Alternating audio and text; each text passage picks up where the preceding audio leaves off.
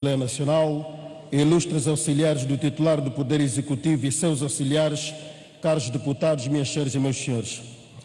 Esta reunião inscreve, entre outros assuntos, um relatório de execução orçamental relativo ao primeiro trimestre deste ano, que o Executivo nos traz para informação, assumido o facto de que os deputados devem aceitar esta meia dúzia de papéis, conforme aqui são trazidos, sem podermos verificar se esta informação é verdadeira ou não.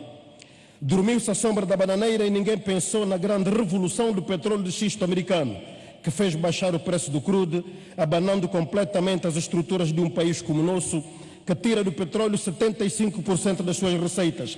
Receitas para realizar despesas visíveis verdadeiras, receitas para realizar despesas invisíveis inventadas, receitas para realizar despesas repetidas, mesmo depois de realizadas e acabadas, mas também receitas para realizar despesas com a compra de lealdades de elites políticas, económicas e militares que custam muito caro aos cofres do Estado.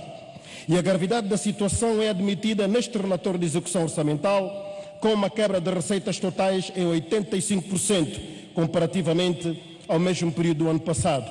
É demasiado pesado para uma economia que só se consegue diversificar no blá blá blá, num país onde em 40 anos os senhores que mandam não conseguiram criar uma economia alternativa ao petróleo.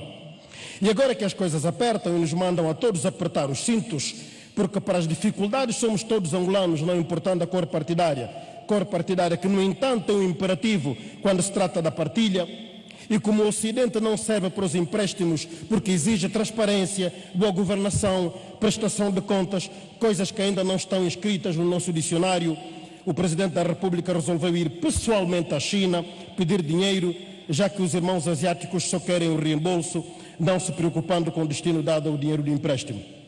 Mas o nosso Presidente, afinal, recebeu quanto? Ninguém sabe.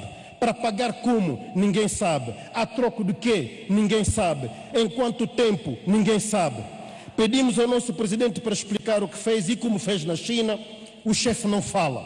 Só falam os chineses e os comentaristas militantes de serviço para dizerem nada, dando-nos a desgraça de assistir a esta comédia com verdadeiros traços de um filme de terror.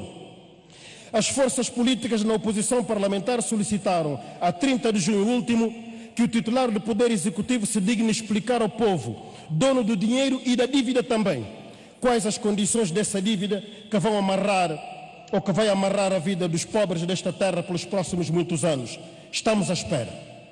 Aqui neste país onde nada nos afeta, nem crises, nem coisas que valham, o custo de vida aumentou quase 10%.